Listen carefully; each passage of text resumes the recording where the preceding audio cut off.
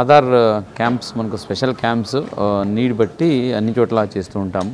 గ్రామాల్లో కూడా అలాగే వాటిలో కూడా పెట్టినాం. అదే భాగంగా ఈరోజు కలెక్టరేట్లో కూడా లాస్ట్ 2 days నుంచి జర్నలిస్టు అలాగే మీడియా మిత్రులు ఎక్కడైనా అప్డేషన్ అనే పెండింగ్ ఉంటే చేసుకోవడానికి పెట్టడం జరిగింది.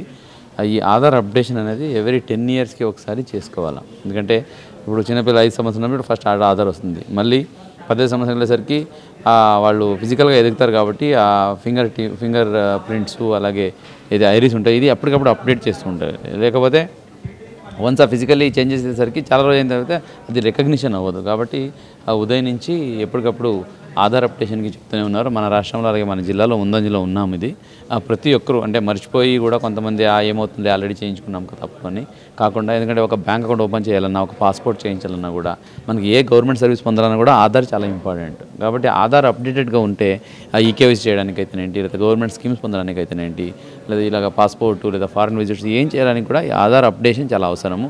కొంతమంది చదువుకున్న వాడే ఆధార్ అప్డేట్ చేసుకోకుండా ఆ పాస్పోర్ట్కి వెళ్ళి అక్కడ ఆధార్ అప్డేట్ లేకుండా ఇబ్బంది పడే పరిస్థితి చూసాం. కాబట్టి ప్రతి ఒక్కరికి నా విన్నపం ఏంటంటే ఎవరీ 10 yearsలో ఒకసారి ఆధార్ అప్డేషన్ చేయించుకోవచ్చు. ఇది ఆధార్ అప్డేషన్ చేసుకోవడానికి మీ దగ్గర ఉన్న ఏదైతే ఆధార్ సెంటర్ ఉంటుందో అక్కడికి వెళితే వాళ్ళు ప్రొసీజర్ ఉంది, దాని ప్రకారంగా చేస్తారు. వేలు ముద్ర మళ్ళీ క్యాప్చర్ చేసుకుంటారు, రెటీనా మళ్ళీ క్యాప్చర్ చేసుకొని అది అప్డేషన్ అవుతుంది.